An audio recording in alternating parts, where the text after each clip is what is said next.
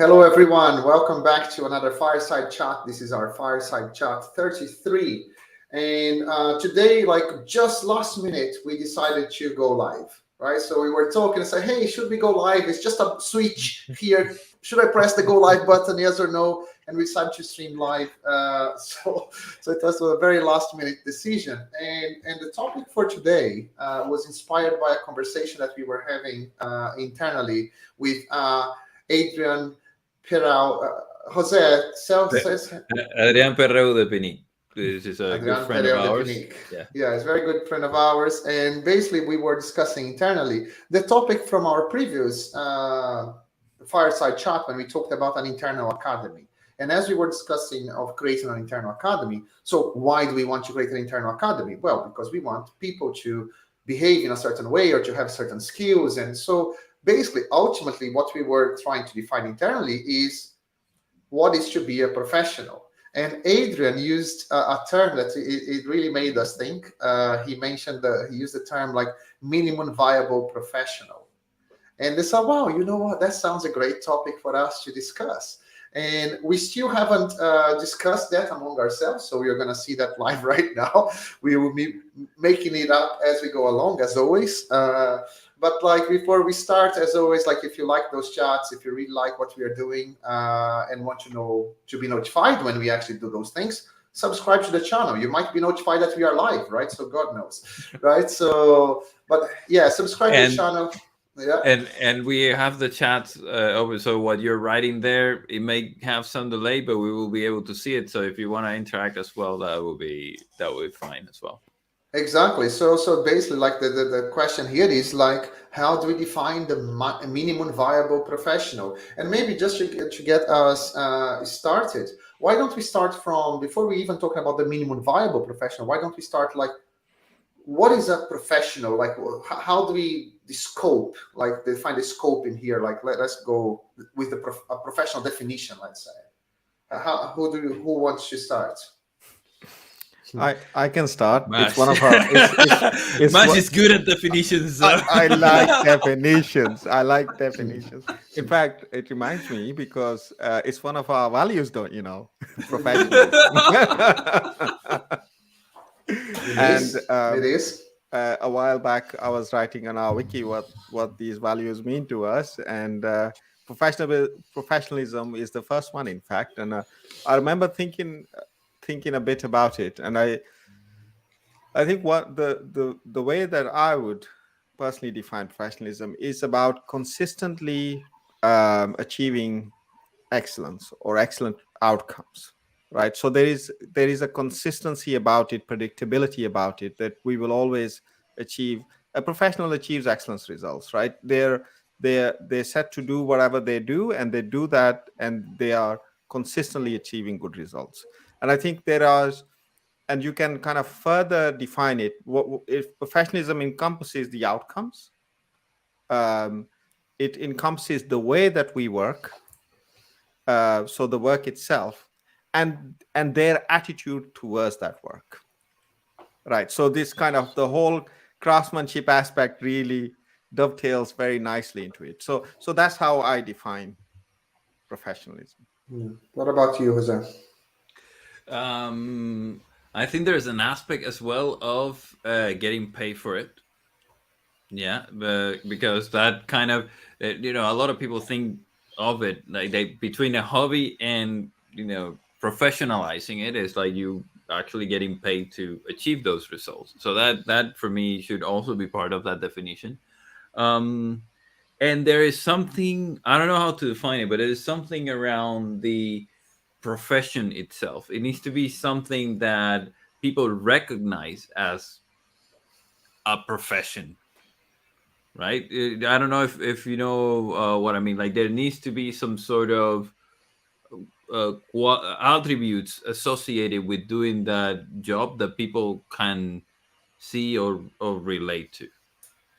Because it's also a matter of perception for me. It's not just how you feel. I feel like I'm delivering the results or whatever. No, but it is also how people see you as representing that image of what they think the profession is.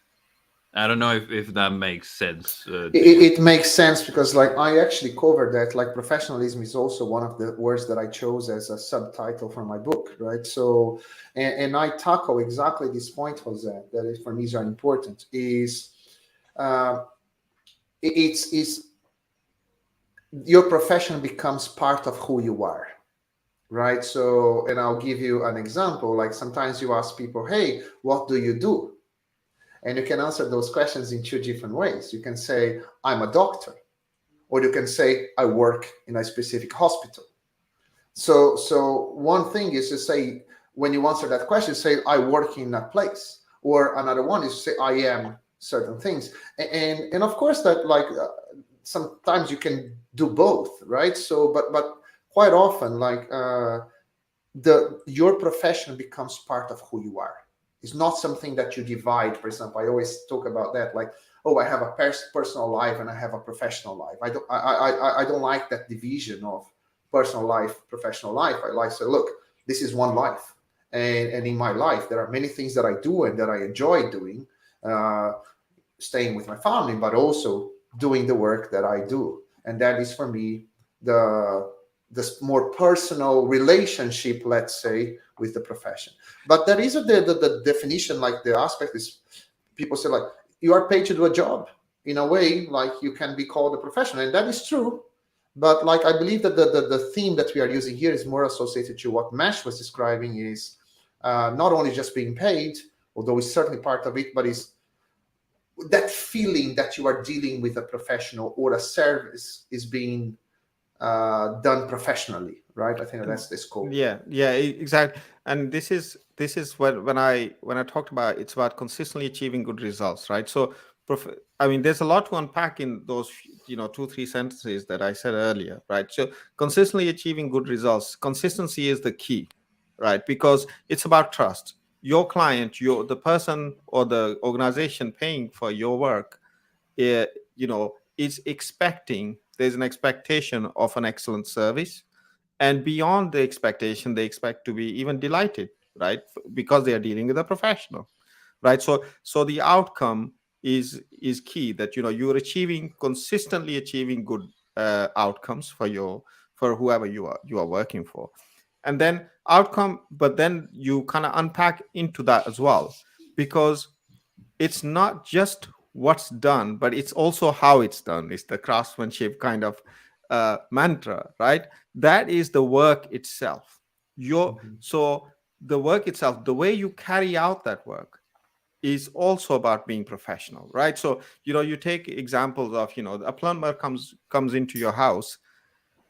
You can behave in a professional way and fix your tap, or not behave in a professional way and still fix your tap, and Mm-hmm. still do a really good job of fixing the tap itself. But that plumber can also come in, and they can put some protective gear around their shoes and not dirty your floors, and they can make sure that everything is nice and tidy before and after, and at every moment they're not creating too much of a fuss, and they are providing you with the right level of feedback and communication, so that you're always felt at ease.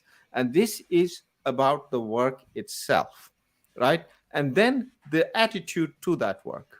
It's about your personal feelings. It's how you got to that point, right? It's how you learned, how you practice your profession, and and this then comes to the identity as well. I think when you are talking about I am this, or I work as yeah. this, it's about That's what identity. exactly. It's about identity and adopting the traits of the profession, like things like what you mentioned, the how you do things, or how you present yourself, and so on. So those things are also there. Yeah, Mhm. for sure.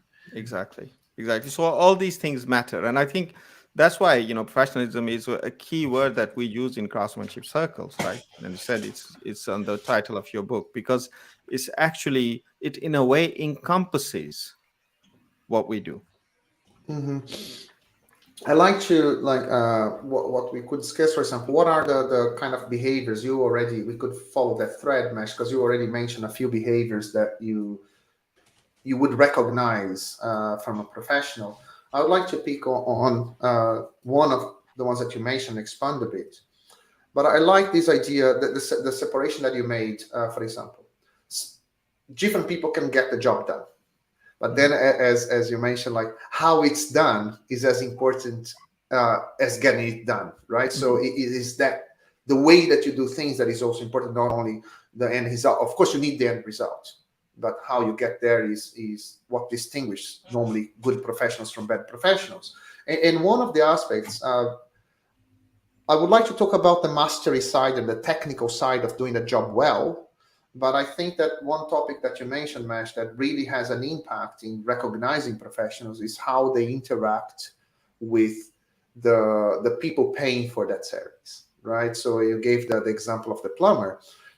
Someone can say, like, what is wrong? Bang, done, job done, and it's out.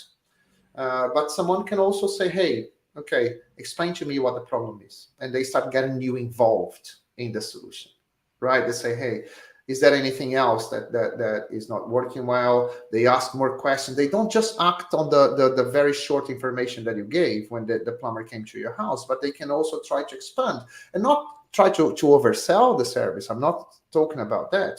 It's more about like, okay, so you called me. That is the main problem. Is there anything else that is bothering you? Is there a cause for that?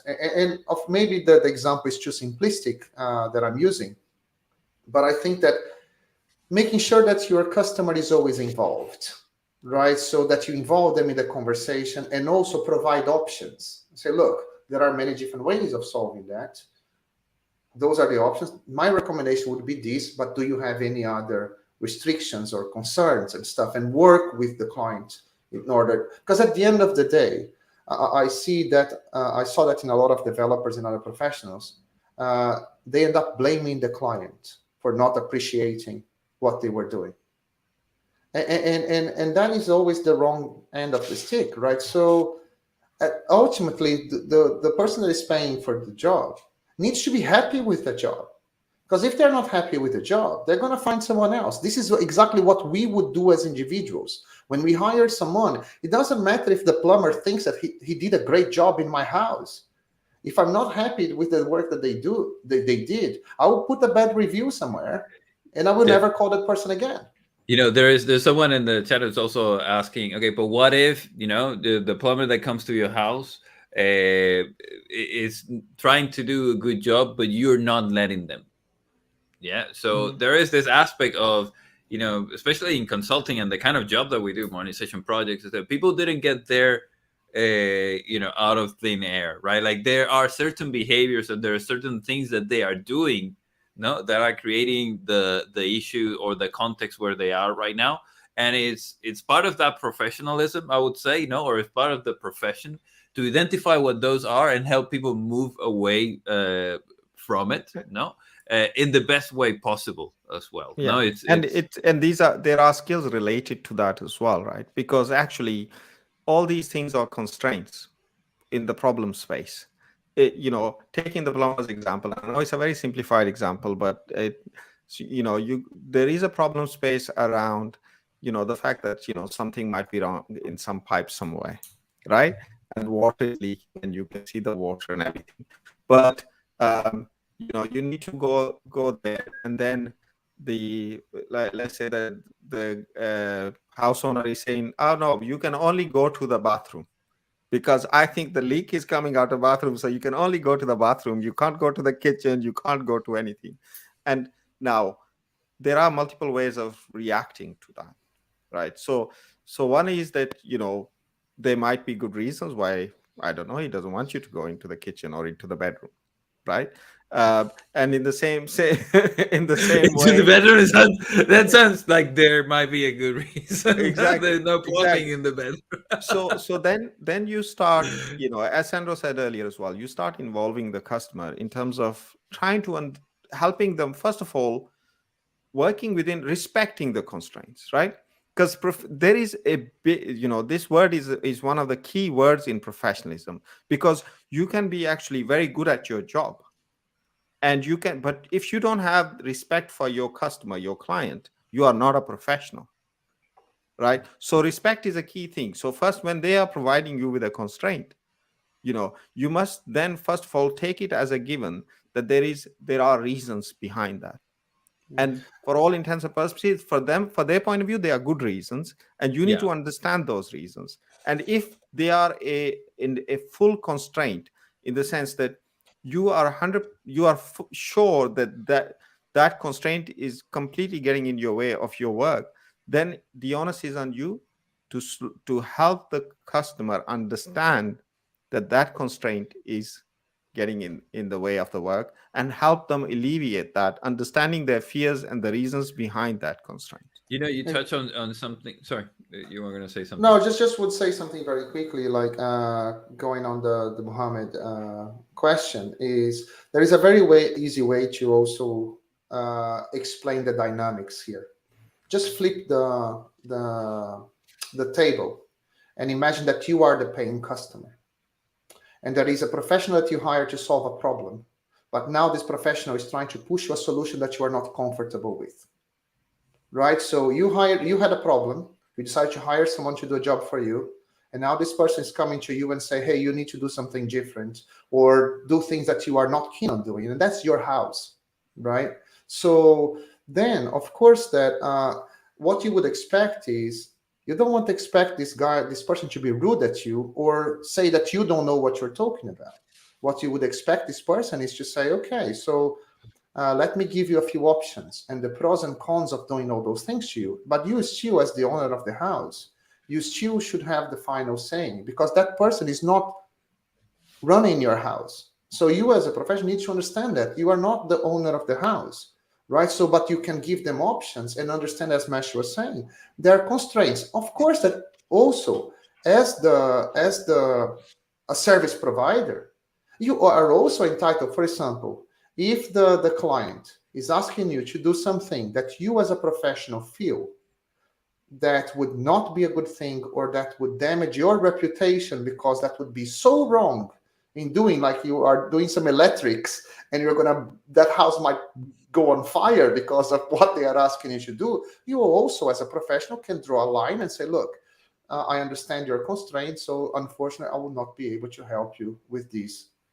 in these terms, and that's okay as well. That's actually a very good point. That you're achieving consistently good results to a high standards, right? Outcomes to a high standards, but those standards also mean they go both ways. You're doing that for the customer, but if the customer is not allowing you or is insisting for you to drop your standards below what you are comfortable with, then also it's a professional duty to actually stop it there, and again, with respect, decline that work. So, but the intention is always like where both parties are trying to work together, because Yeah, one side has a problem, the other side offers a service, and the goal here, as a good professional, you are always trying to work with your clients so that you can achieve a good result. But that is always exactly. It's at the point where you have to decline. Basically, all else has failed, right? All peace talks have failed, basically. You touch on two topics that I think are key for being a good professional. One is respect, and there's nothing worse than I'm telling you about the issue that I have, and then you're assuming.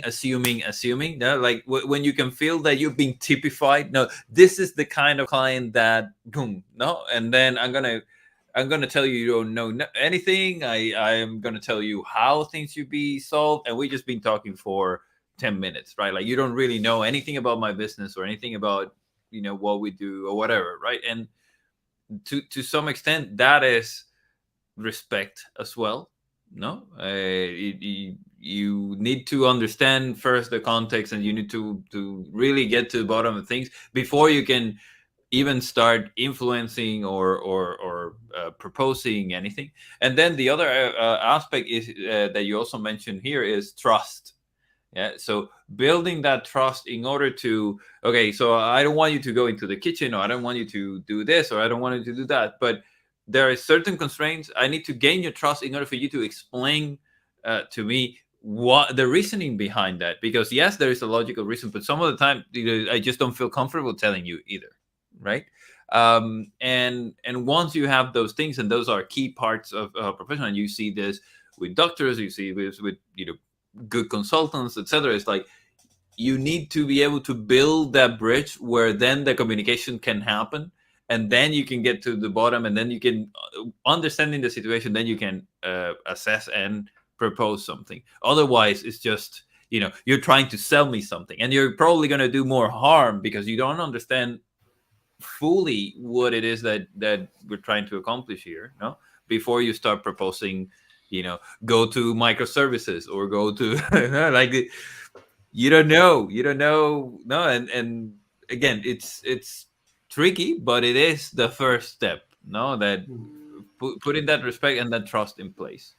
I wonder if there are like other, for example, maybe we could say a few other smaller things that we could recognize maybe as traits of a professional, or when certain behaviors that we would not consider professional, but like something a little bit more quicker. I'll give you an example. For example, fulfill promises, right? So let's say if you said that you would do something, you go into a meeting or in a once like, hey, I'm going to take this action, I'm going to do that, right? So again, if you said that you would do that, you need to do it. And if you cannot do it for whatever reason, that feedback needs to come back very quickly, right? So this is another trait for me that like bringing more to kind of our reality, moving away from the other metaphor, is something very important. That if someone says that they're going to do something and they don't do, and that happens once, twice, 3 times, that image of a professional that I have from that person might start getting diminished, eroded. Yeah. So are there any other quick ones like that you could mention? Loads, right? I've got one. We can go into each one of those really a lot in detail, but I've got another one. It's about, actually, recently I had this conversation about transparency. Yeah. Like a lot of people say that, it's professional to be transparent, and it is, right? It's actually, but there is a big but in there, right? You as a professional, if you're you're working on something, right? Or for example, the example if taking our own kind of professions example, right? You're in a team, and there are some dysfunctions in the team, and you're trying to solve them and so on. And you know that this, at the very least now, is not jeopardizing any of the outcomes, but you really need to work on those. Do you tell the client that your team is having lots of dysfunctions and that you're working on them and solving them, but they are having? Or do you actually, well, first of all, see, well, what can I solve without actually worrying the client? And where at what point do I then need to provide some transparency around what's going on, but also on how we are fixing it, right? So this, like, a lot of people see transparency as like, oh, there's a lot of shit going on in the team, and I'm just going to offload that onto the client and say, you know what, all this is happening, and say, you know what, is this going to cause a problem? I don't know. Not, it may not. So you kind of transfer all this anxiety onto the client. This is in the name of transparency. That's a very good. That's a very good point. So point. I wanted to, before, when you said, oh, there are certain behaviors or certain principles that we can associate with being a good professional and so on, I have a Confluence page.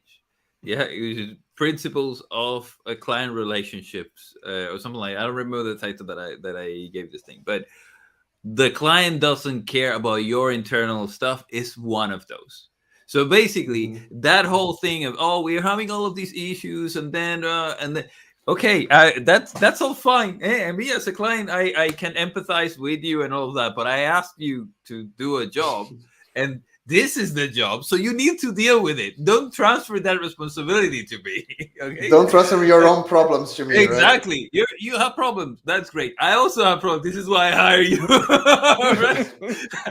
So to some extent, it's a lot about understanding that I'm taking into these things. They don't care about it. Of course, people understand and all the things that you can, with conversation and you can get to a good point as well, right? But the reality is, if I hire you to do a delivery, I need a delivery, and unless there's a very reasonable argument to that, and it's not justifications, which are very different, then what's happening? Why don't I have what I paid for, right? Yeah. Or why don't I? And that is something that people miss the point a lot of the time on, right? Like they for instance, quality is one of the things. Like we see these all the time. People who come from the craftsmanship movement, and they think now quality is the only important thing.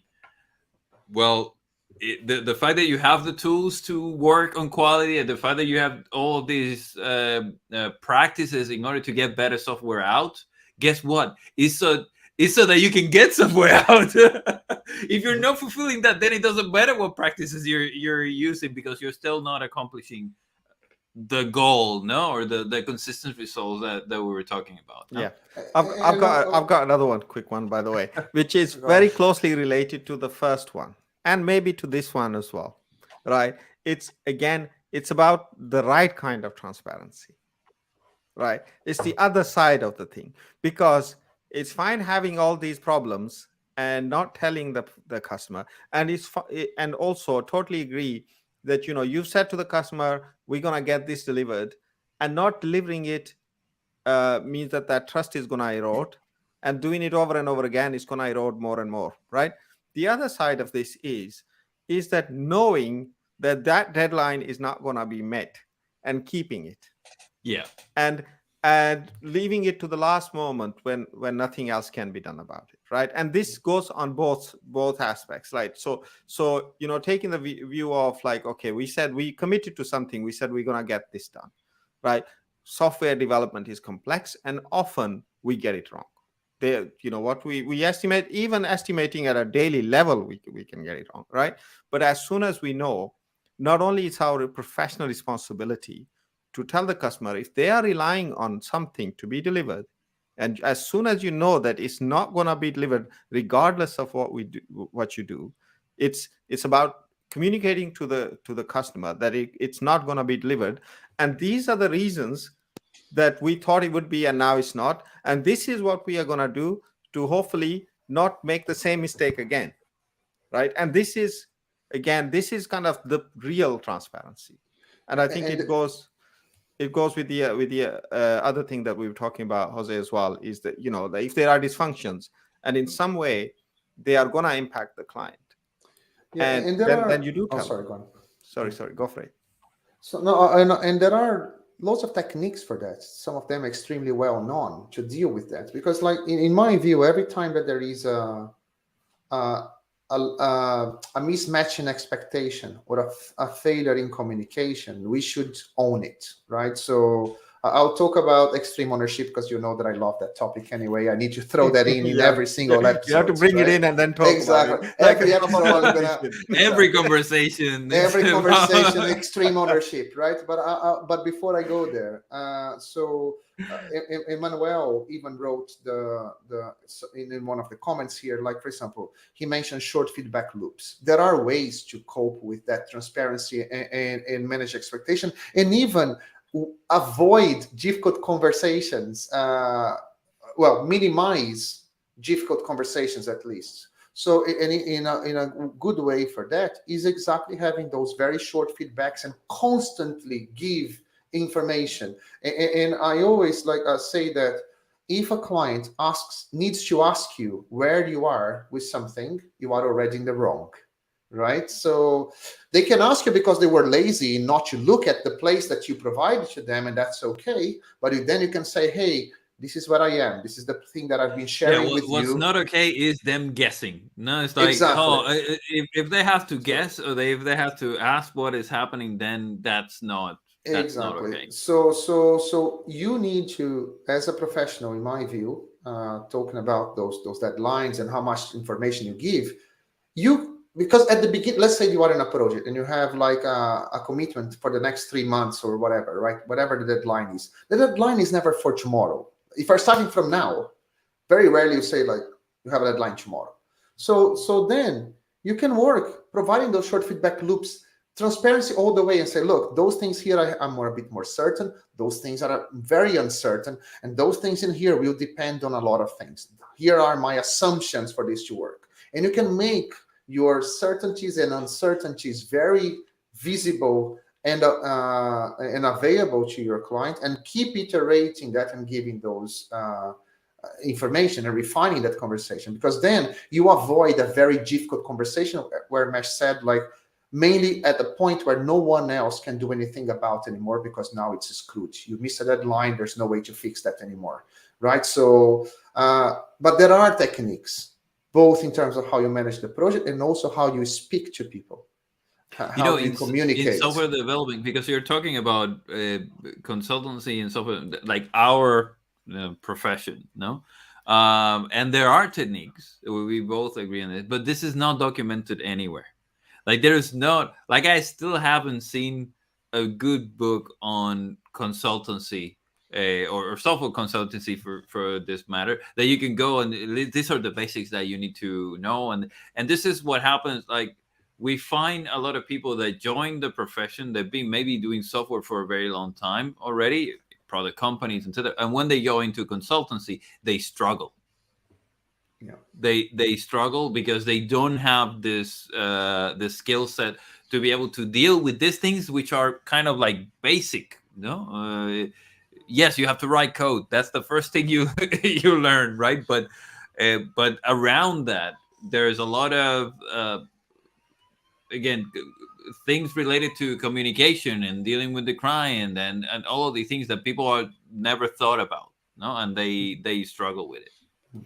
I would. Sorry, go on. Then I'll change it to another one. Okay, so before you go, so because of course I need to bring that back to the extreme ownership that I want to talk about. Right. So, and I'll tell you in which context this is, right? So, a good professional doesn't complain, and now I will expand on that, because there is a difference between complaining and solving problems. A good professional doesn't complain, because complaining doesn't do any good. Complaining means I'm pissed off, I'm annoyed, I'm gonna dump on you my frustration and go home. That's what a complaint does. You just complain and you vent stuff, but at that moment you are not seeking to resolve the issue. The situation. Yeah, Exactly. you're just venting out and letting steam off, but you may actually be contributing to the problem even more. You make it worse, instead of making it worse instead of fixing exactly. it. Yeah. What very few people understand is that they feel the need to vent, and they feel that they should have a space to vent. But that's also a very selfish position, because what they do is, great, they took stuff out of their chest at the expense of making everyone else miserable, at transferring their frustration to someone else so that they can now sleep. And everyone now needs to deal with that complaint. Everyone now, the morale was lowered because of that complaint. A good professional for me is someone that say, look, guys, this is not working so well. I have a lot of concerns. I don't think that this is going well. I think that we have this problem, that problem. I would like to talk about that. I have a few solutions. I have a few proposals. And there are things that I don't have proposals. I can only say that I'm not feeling okay with this, but I would like to discuss. Maybe you can help me to improve this. And that's okay. But then a good professional is always trying to resolve problems, but never complaining. So that's the extreme ownership that I was talking about is more about that. But that's a good behavior. And I see this, like I've seen this, like team leads who bent about the client with their team, and I've been quick to call them out on this. Like, listen, what do you think you're doing? What do you think you're doing? Like, you're feeling better because you're letting out some Steam. some steam, no? But what you're doing is you're creating this culture in your team of complaining about the project, about the client, about the whole situation. So how do you think that's going to help you get this done? No, that's not how this work. And and I agree, it's a very selfish thing. Like, you will feel better if you rant and some people kind of mistake the complaining as kind of making other people aware of the problem. But I think what the key difference here is, when a complaint becomes a complaint, is that you're not just stating the facts, but you're adding your emotions to it.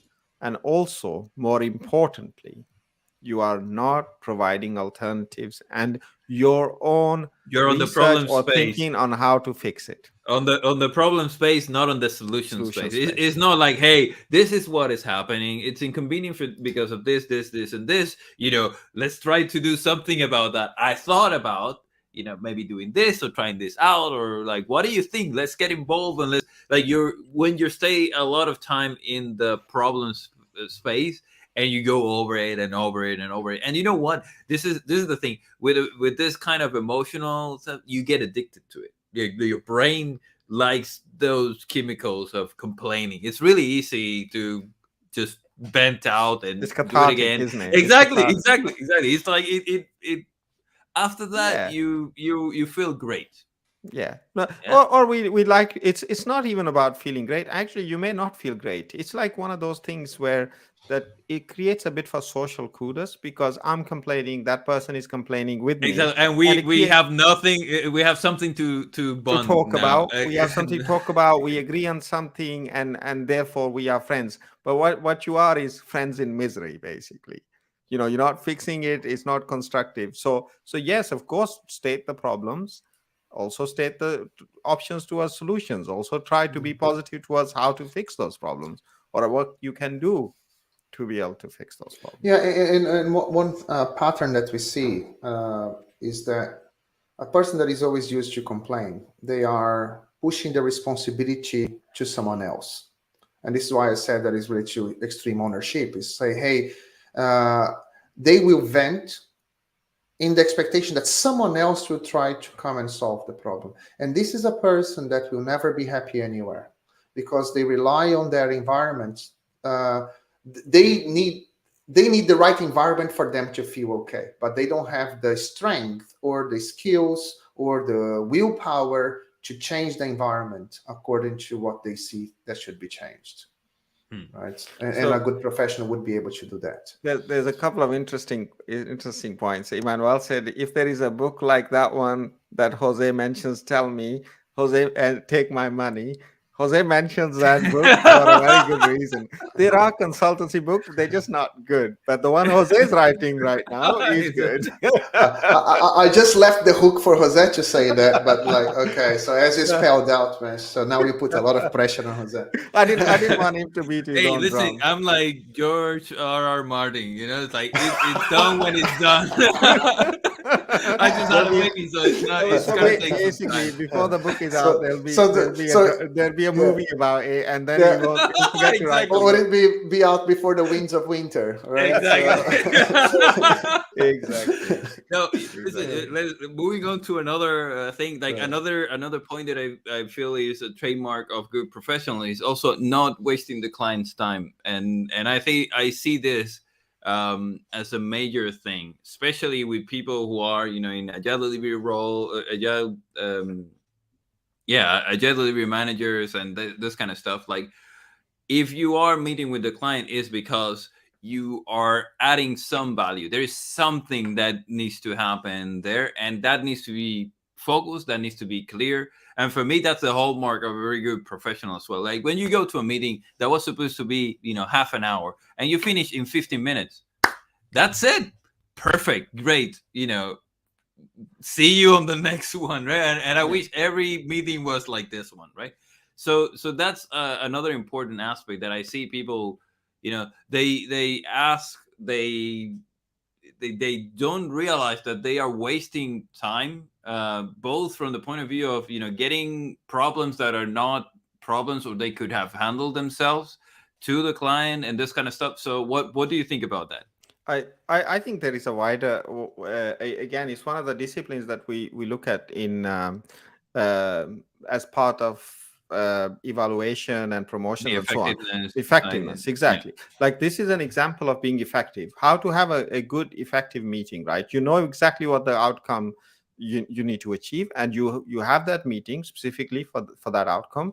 And if you achieve that outcome in 5 minutes into the meeting, then that's it. The meeting is done, right? And meetings only last to the scheduled time.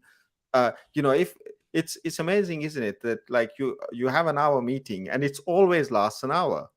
right? Why does it always last exactly the time you predicted? Are you really good at estimating meetings? We're all very good at the fact is that they're not effective, right? And effectiveness is a key part of being professional, and it's not just about meetings. It's about everything that you do. It's about even your coding skills, how you get a particular feature out, how do you make it live, all these kind of things. It's all, and even thinking about the kind of creating flow in the value stream is actually about being effective, right? So effectiveness is actually a very important aspect in being a professional. Yeah, I would like to add pragmatism now. That is another word that we use a lot in the craftsmanship world and also within Codurance, right? But pragmatism is a word that is always misunderstood or sometimes used to be an excuse for cutting corners, right? So a lot of people say, "Oh, we need to be pragmatic. That means we need to cut some corners here," right? But I think that a good professional needs to be pragmatic. And what does it mean to be pragmatic? I think that this is something we discussed a lot internally.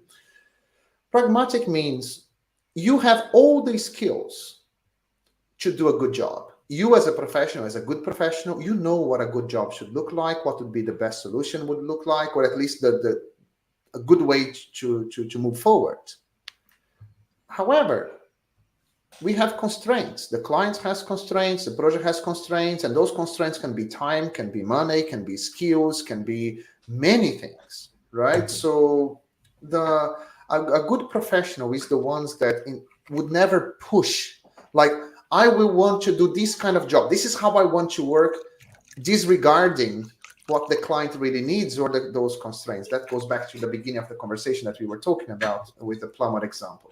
But pragmatism means, like, what are the real constraints in here, right? So I know what could be done well if I had no constraints. That means even not having time constraints or money constraints.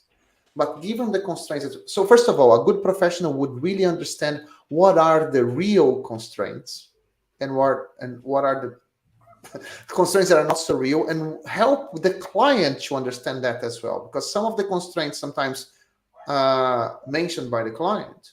And by the client here, we are talking client because we are a consultancy, but that could be your employer, could be your manager, could be if you are in a product company, right?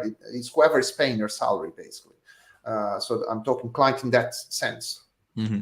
But it's first of all, is understanding, helping them to understand and yourself to understand what are the real constraints. So first of all, we have that curious mind. Okay, before we start talking about the solution, let's understand the scope. And the scope is not only about what needs to be done, it's also the constraints that we have, what cannot be done, or what are the things that we need to worry about.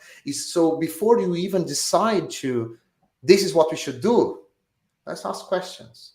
Let's understand the full scope and environment, constraints. And at that point is pragmatism, where pragmatism comes from. So, okay, now that I understand the constraints that I'm under, what is the best job that I can do within those constraints? And that, for me, is pragmatism. Mm-hmm. Right? The best job that can be done within real constraints. It actually, Emmanuel asks this good question around this is, for a software craftsman, why it's an important value for a craftsman, because it allows you to know which tool you should use in each case and why. It's not only about the tool, actually, because pragmatism is an important thing. A while ago, I talked about there are certain aspects of let's say the craft that involves obsession, right? That involves really trying to really go for excellence, and excellence is part of being professional. But actually following it blindly can lead to bad outcomes, can lead to you not achieving the result for the customer or finding the right balance, basically. And that's why pragmatism goes with this pursuit of excellence, because pursuit of excellence is, I'm going to do the best job as I can, and pragmatism balances that, right? So without the pursuit of excellence, pragmatism basically is cutting corners. And without pragmatism, pursuit of excellence is actually being obsessed in the job itself and not the outcome. Right. Yeah. So they are two balancing forces that have to go along with each other, and that's why they're important. That's a good point. So I would like to move a bit. Like there is a topic that I think that is relevant in here is that we are in on both sides of the equation. We are on a side where we are hired to do a job, and we are also on the side that we hire people to do a job, right? So we can see both, right? I would like to talk about certain behaviors that may help you to grow in your career or progress in your career, or also hinder your career progression. I'll start with an example. Uh, Jose, you mentioned people that expose their problems. For example, you are hired to do a job, but then every day you have a problem. Oh, because like I need to take my kids to school, or because my cat died, or something else happened, and then something else happened. And every day there is an excuse. And they might be very valid points. Like no one is questioning that, right? So you have all those problems. Those things happen to you. And that's okay. However, someone is paying for you to do a job. And as I always say, in those conversations, it's always easy for any person to put themselves in the place of the person providing the service. But in order to illustrate the point, always put yourself in the position of whoever is paying for the service, not for the one. Imagine you hiring someone, hiring the plumber, the builder, the dentist, the hairdresser, the lawyer, the solicitor, everyone that you normally pay services for. So you have your problems. So there are certain behaviors like you need to deal with it, right? You need to sort your shit out, because if you cannot perform well consistently, if you cannot be dependable, this will hinder your career progression. No one will give you a position of authority. No one will say, hey, there is a brand new project. We need a strong leader in there. We need someone to start this new initiative. No one will take someone that is not dependable to run an initiative. So you will have far less chances to progress in your career if you are never there, if you always have a personal issue. So, and it's okay to have personal issues, but from the point of view of whoever is hiring, they cannot rely on you. And you need to get your shit together, because otherwise you'll never move beyond where you are. So well, that's one of the examples of okay. So that's a good point. That's a good point, because I wouldn't say it's about personal issues as it is about priorities, and it is okay to have different priorities. Yeah. It changes with your life, no, where you are in your life, etc., etc. You get family, you get like there's all of these things, no, that kind of pull you in one direction or another, or responsibilities that let's say you just don't want to take anymore, no, or whatever, right? And that's fine as long as you are truthful about it. Yeah, so because I don't see a problem. Like if someone wants to spend time with the family and they want to listen, man, that's great. That's let me help for you the next 2 do years. that. Now that I have a Exactly. newborn, I will slow down. Yeah, no, And that's I will fine. pay attention Exactly. to my That family. is And that is that's okay. perfectly fine. That is perfectly fine.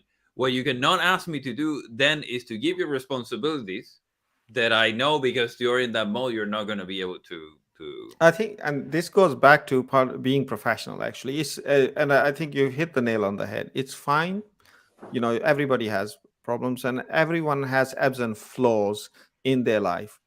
Sometimes they can put a lot of energy in their work, and sometimes all other aspects of life mean that you don't have enough energy to do certain things, right?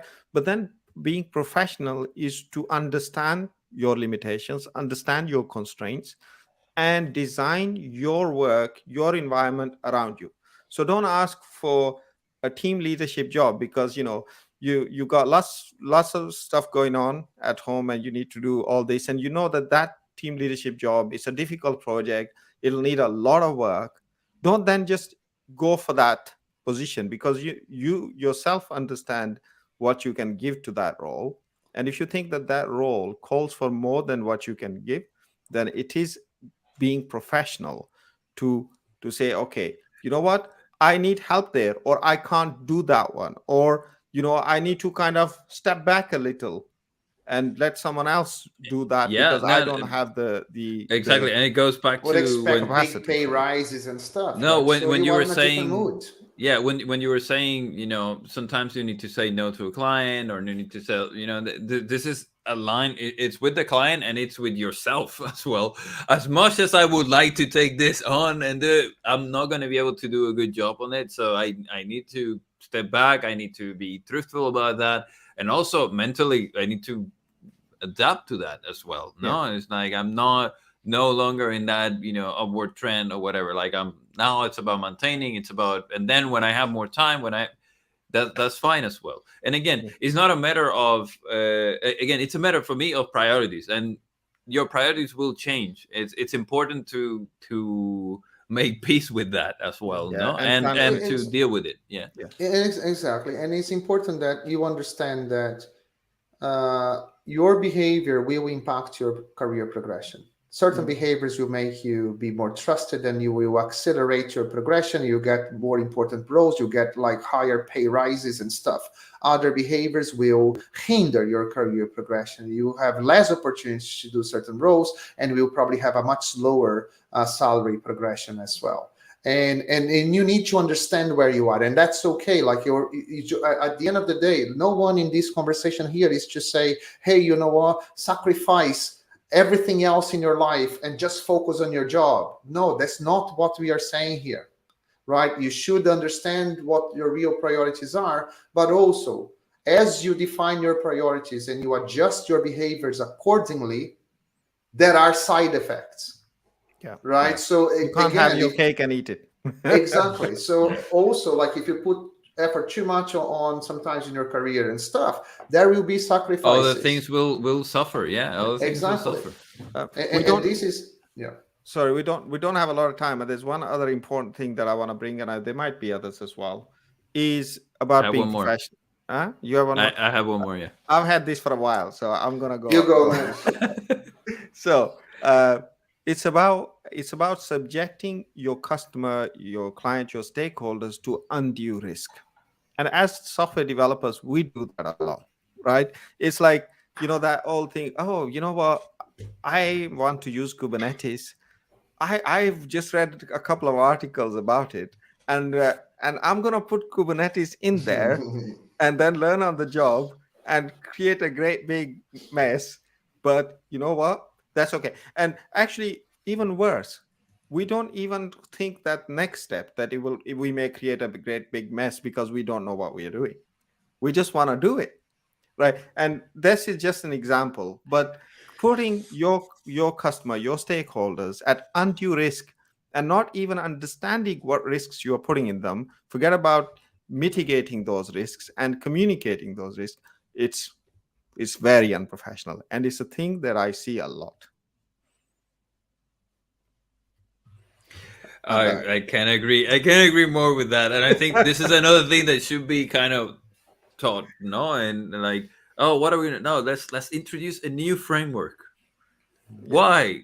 It's the latest thing. That's what fashion. No, the or the how do you call it, Sandro? The curriculum driven development. No, Yes, exactly. CV driven curriculum. development. Yeah. Yeah, CV driven development. Right. So it's like that. No, like you basically you're being very selfish. Like, this is what I want to learn. I'm gonna create the space in my work to be able to do it at Oh, the expense of this is getting.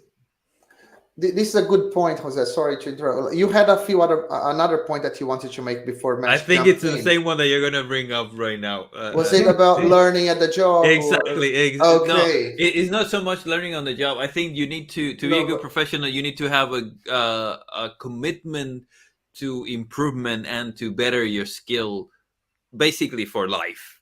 No, like Yeah. you need to know that you need to continue improving in what you're doing. That there will always be something more that you can do, and there will always be, you'll always need But to this is the learn pursuit new of things. excellence, right? This is Exactly, the exactly. pursuit of So excellence.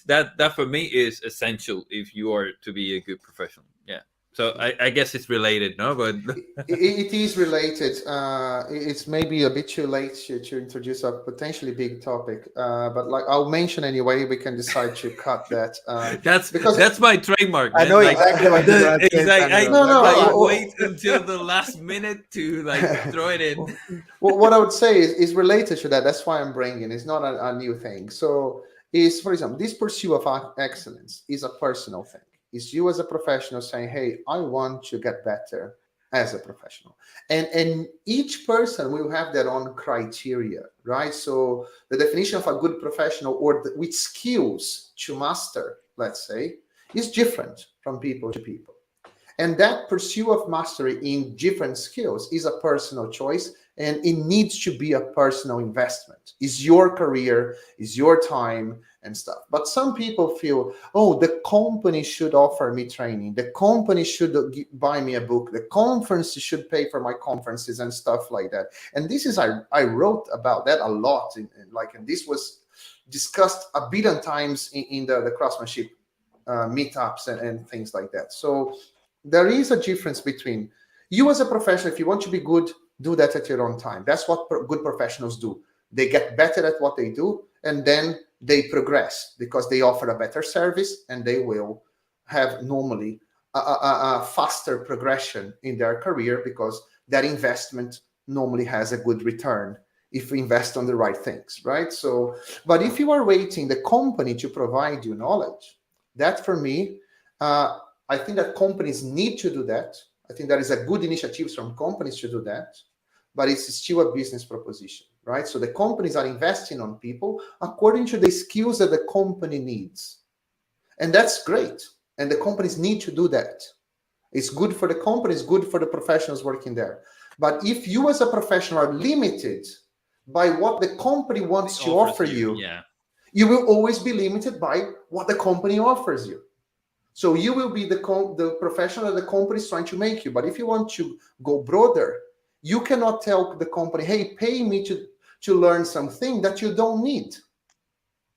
Right? So this is for me, a professional would invest on their own skills, their own career.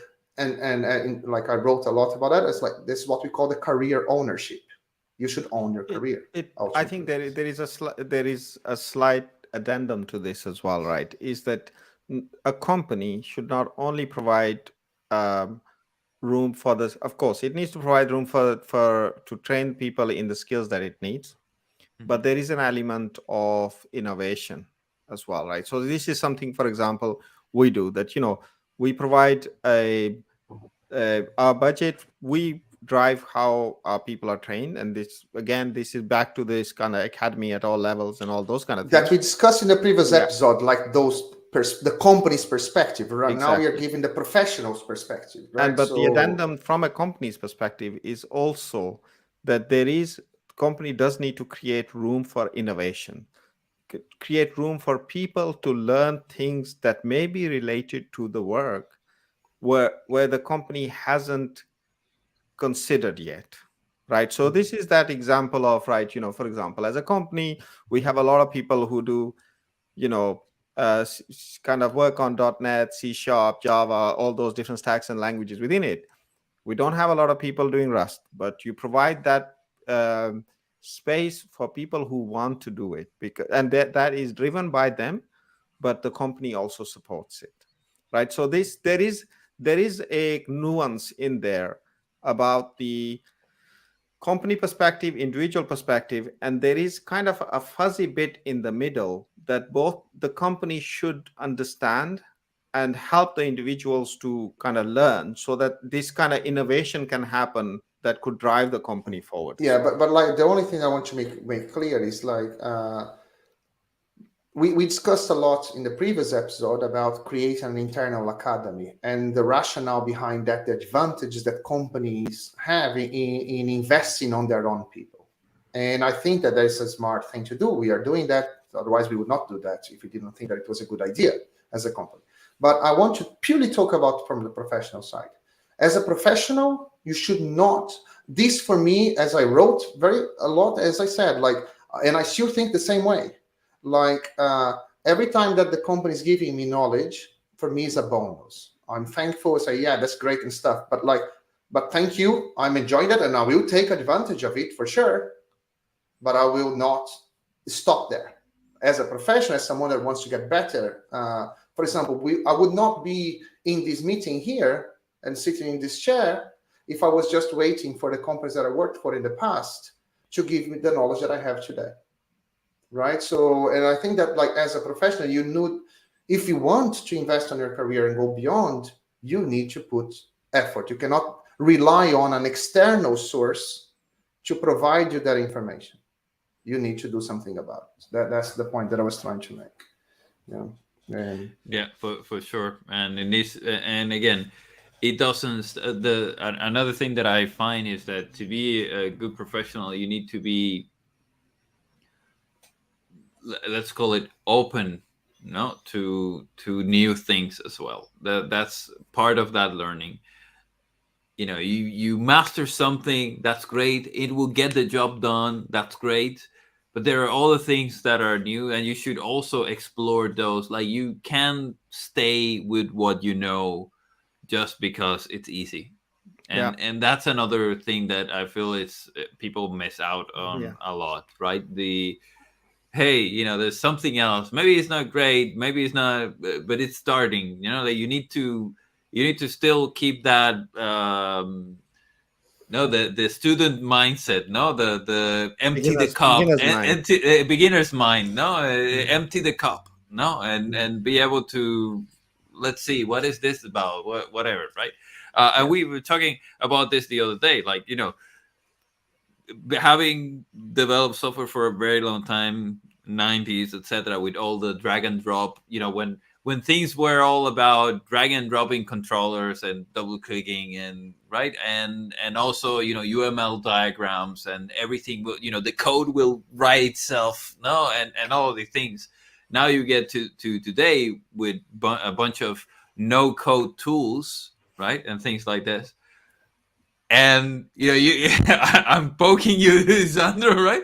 But it's too late. It's too late to start this discussion again. I have topics for the last minute. We should write that topic down. Right? No code. But basically, but you know what I mean, right? Like, it is, they are useful in a context. They are, and understanding the context and understanding where those things fit is part of being a good professional as well. So you should keep your mind open and not just dismiss things just because you think there's something else that will work, because you don't. The reality is, you don't know it well enough to be able to assess it and to be able to use it. And it's about introducing tools into your tool belt so that you can make those trade-offs that we were talking about in pragmatism, when we were talking about it. So yeah. It's a very good point. Sorry, Nash, go on, because I was just gonna say that it's such a good point, because looking at, especially going into large organizations where people have been there for a long time and stagnated, and not only they are behind the curve in terms of ways of working and technology and so on. They've ended up in senior positions because they have been there for so long, and they're holding others back as well. Right. And this is something you see often in particularly large organizations, right? People being held back because someone is very much happy in their little world, and they don't want the world to change, and they're doing everything not to change it. Yeah, and on the other hand, as Mohammed was saying here, there is the fashion-driven development as well. People trying to change everything all the time just because of the new fashion. That's the other side of the coin, isn't it? Yeah, exactly. So, okay, let's wrap up. So we were talking about the minimum viable professional. So in order to wrap up, the guys, do you have like something, like, for example, if you had to summarize like a few behaviors maybe that you would, I know that we cover a lot of ground. Exactly. Another hour, I'll summarize. but if you just take a few key points, like, for example, to summarize a minimum viable professional, what would they be?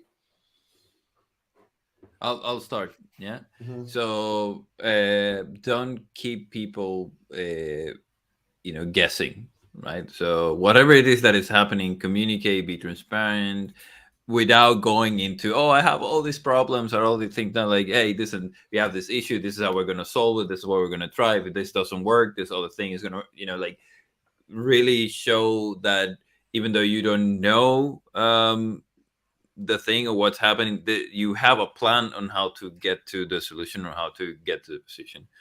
Another point would be then, again, we already made, I'm just summarizing, but understand the context before you even start proposing anything, right? Build the trust and work from a position of respect and understanding of the context and the client and so on. Yeah. And overall, keep learning. Don't close yourself to new things and to improving yourself, because there's always room for that. It's the mountain without a peak, right? And we're all climbing it. So that would be my summary. Very cool, very cool, very That's cool. very good. Mesh. There's not a lot to add to that. I will go back to my original definition, actually, which is that professionalism is about consistently achieving great outcome, right? It's about how you do it. So it's not just about what outcomes you get, because that's the first thing, but it's also about how you get to those outcomes. So that is about the processes you adopt, the way you work, the way you communicate with the client, the way you communicate with your team, your stakeholders, all those things, the way you take ownership, all that kind of thing is in it. And then lastly, it's about your attitude to the work, the way you learn, the way you what you learn on the job and what you don't learn on the job, and what kind of risks you put the clients or your stakeholders to, and what you don't. All these things, and how you see and how you identify yourself as that professional is also key. So that all to me is, and I think a lot of stuff that what we talked about is kind of encompassed within that, right? Yeah, very good, very good. It's always difficult to add more things to what you both just did, but The so one that goes last is the one that has the hardest right. issue. So well, I had a little bit more time as you were speaking to think about it, right? So, but you already covered. So, I think that one thing is, like, if you always focus on delighting your clients and the people that you work with, not only your end client, but everyone, the people that you are working with as well. Because in order to achieve that, to delight your people, you need to be very good at what you do. You need to communicate well. You need to understand their needs and try to satisfy their needs. You need to keep them in the loop. So there is a lot that you need to do just to make sure that people are satisfied with the work that you do. If that becomes the goal, you will discover a lot of other behaviors that you need to have in order to achieve that. Also, own it, right? So the extreme ownership, like, never complain. Like, if something is not going according to plan, first thing that should come to your mind, it's your fault. What can you do to change it? What can you do to make it happen? So everything is your fault. Everything, like, what can I do about it? Not everything is your fault. Okay. I would change the word fault. Not everything is your fault. It's your responsibility, or you have everything is your responsibility. So if things are not going well, the first thing is, what can I do about it? Right? So what part am I playing on this? Be very good at what you do. Chase mastery, right? Choose a few disciplines and be good at what you do. Because you can do all this good stuff, keep everyone happy and stuff. But if you suck at what you do, you will not have the outcome anyway, right? So you need to be good at what you do. And incorporate your profession to your personal life. Like, don't create that division of two lives, and that you are always in conflict. If you are reading a technical book or watching a technical talk like this one, you are worried because you're not doing something in your personal life, or vice versa, right? So try to incorporate and bring everything in harmony. So those are the things that I would say.